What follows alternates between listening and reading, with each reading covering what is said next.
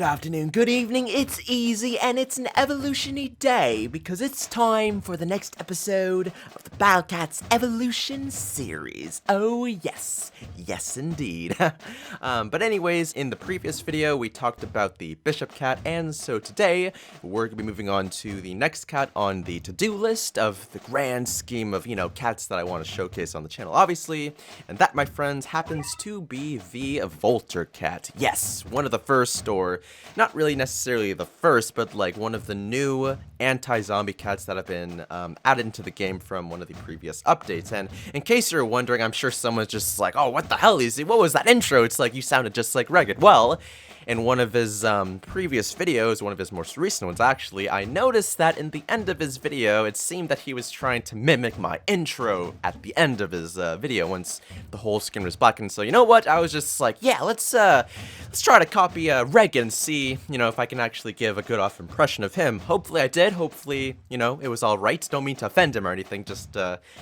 trying something new. It's always fun. But anyways, aside from that, let's just get right into the cat video for today. Yeah, fired up right here. I should be sleeping because I have like a hangout for in the next couple of hours right here, but that could wait. Sleep, who needs to sleep when you can make Battle Cats videos, right? Anyways, the Polevaulter Cats. Soaring through the blue sky using only a single pole. Wow, this is a cat on a journey right here to freaking victory.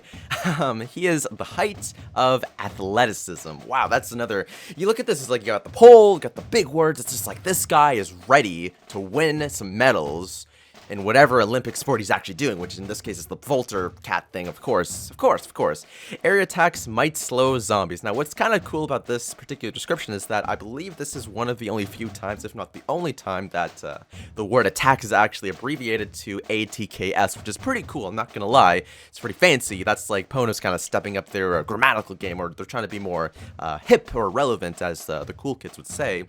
But, man, this cat has a lot of stuff going on with its abilities right here, which is why it might take a little bit of extra time to explain it, but hopefully I'm not going to take too long, because I realize that for these explanation sort of segments of the video, some people don't like it, some people do, so I'm going to try to balance things out if possible. But we got three main abilities right here. One is the zombie permanent killer, so if you didn't know, whenever you kill zombies with just regular cats and that they don't have the in this case the zombie killer effect, then at some point the zombified enemy will revive itself, and then it's going to just like go on and try to take over your base and kill the rest of your cats again. And for some zombie units, they can revive either one time or a few times, or like 999 times, as the Zyclone, I believe, actually does. So it can get kind of crazy, but yeah, this cat's able to permanently kill zombie units once it does the final hit, which is pretty great. Has the area attack damage, so it can pretty much hold its own when it's up against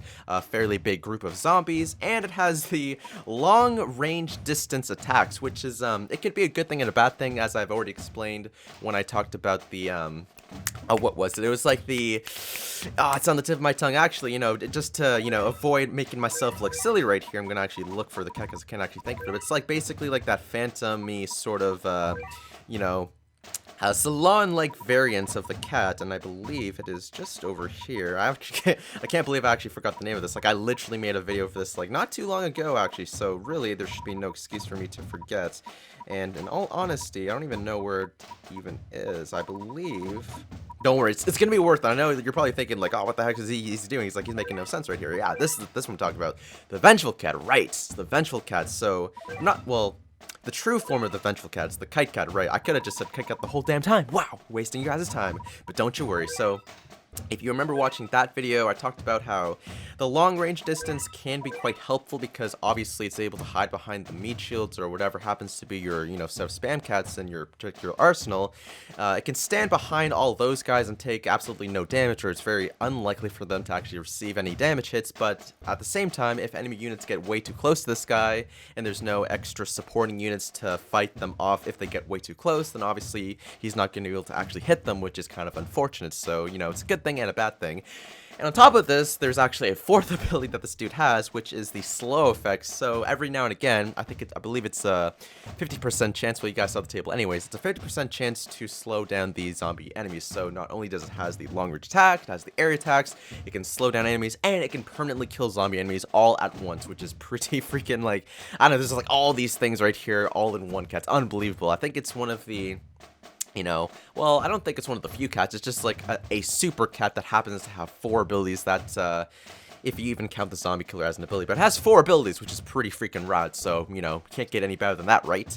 Anyways, so that's pretty much that for the Polevaulter Cat. And the next evolution here is the Polevaulter Cat, which, in all honesty, I'm not really sure what the difference is between a Volter and a Polevaulter. I'm pretty sure if I actually, or if you were to Google search it up, I'm pretty sure there is probably a difference between the two, but for me anyways, it seems that it's sort of the same thing. But anyways, certified by Guinness as the record holder for cats pole vaulting. Ooh, this is, so, I thought that the previous cat was actually pretty godly when it came to, like, athleticism, but this cat is, like, even past that. Like, it's in the freaking book of Guinness records right here. Like, that is, pretty freaking impressive. And I know the difficulties and the challenges of actually getting onto the records of the Guinness Book of Records, of course. It's a long-ass process, what can I say? Will marry her coach next year. Ooh, very, very spicy, steamy, as saucy as Jacob would say. Anyways, area attacks might slow zombies. Ah, look at this. They went back to, like, the regular spelling of attacks when they could have kept the ATKS. That would have been way, way cooler in my opinion. But, yeah, more or less the abilities stay the same, so don't have to go through that entire explanation over again. So, basically, this is, like, a very versatile cat, and it's quite effective against zombie units should you, or if you have the right team composition to kind of make this cat stand out. So for this team composition, we're going to be going for the standard, well, it's not really a standard, why did I even say that? No, we're going for the slow effect team. So we've got the Vars, the Samurai Cat. We're going to be using the Black Cat and the Rope Cat this time. I could have used the Lolly Legs and as well as like the mini Neondum dude instead, but these dudes work the same thing as well, or they have the same effect.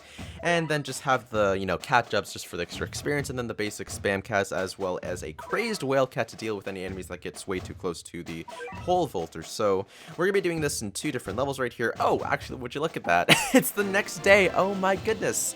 I should actually specify that I do prefer recording these videos at about 12ish 1ish in the morning, just because that's like the best time to do it. It's very nice and quiet, nothing crazy going on in the household, so it's very nice for recording purposes and stuff. So anyways, I may as well just use a ticket right here, why not?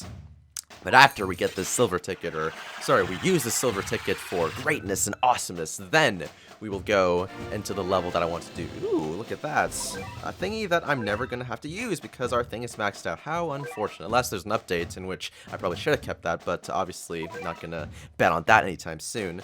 So yeah, we're going to be doing 2 zombie levels for this particular cat right here, just because, I feel like just because it has only 2 evolution forms, it doesn't have the true form, so it kind of seems unfair to just give this cat like just 1 battle and be like, oh, there we go, now you know how the cat is. But the more battles, the better it is to fully understand how this cat works right here. So they're gonna send out the doggo right here, and they're gonna send out the Zog, sorry, and then the zombie crocodile, which I forget what their names are, so I do apologize for that. But see, these guys can be kind of annoying because they're gonna dig under the ground. But the strategy is that you usually want to send out the fast spam cats, like in this case, the Maniac Racers, to get them to go under purposely, and then you can have the Polevaulter Cats and every other kind of go around as well. And you can see that, unfortunately, as cool as the Polevaulter is, like, look at that.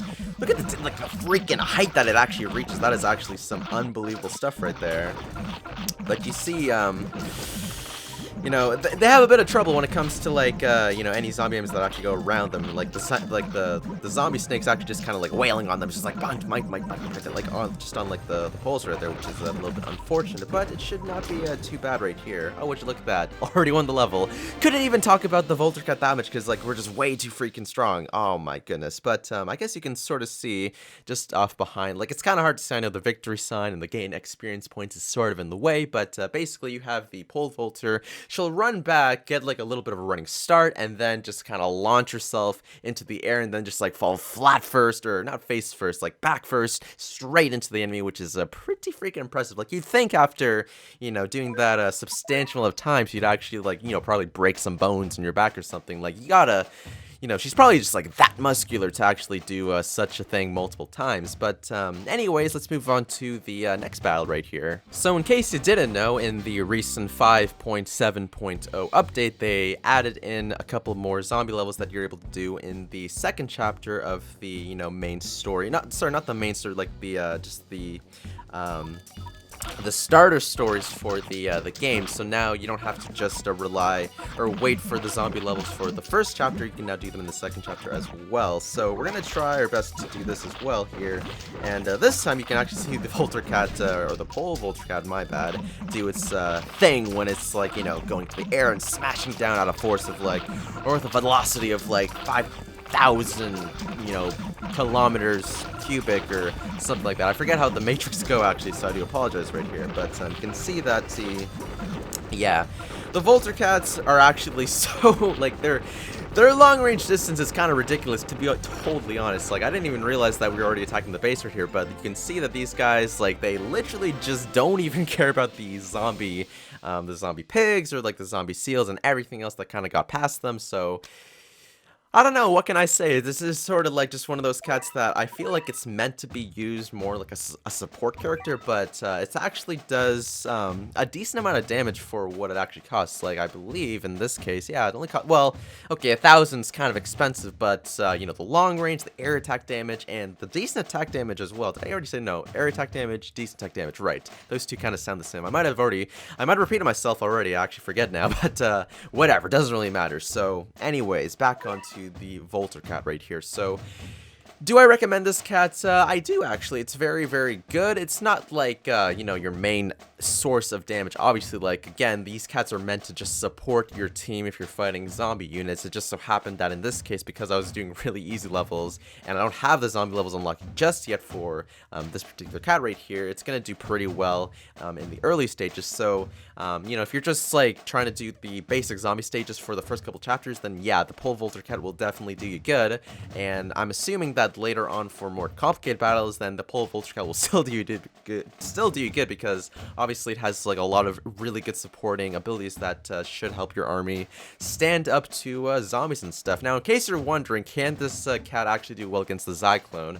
I've actually tried using this before, and it sort of like falls very short, just because, without the Gardener Cat or the Chainsaw Cat, because it could be one or the other, that's able to slow down the zombie, then the Polevaulter Cat can't really do its thing. So I could have shown you guys it in battle, but it would have died like instantly. Like, trust me, I've tried a few times, and no matter how many meat shields I put, like, it's not enough to get the Polevaulter Cat to do its thing. But anyways, guys, that's pretty much going to be it for this video. So if you enjoyed it, then hit that like button, comment, and subscribe, and stay tuned for more Battle Cats videos in the future.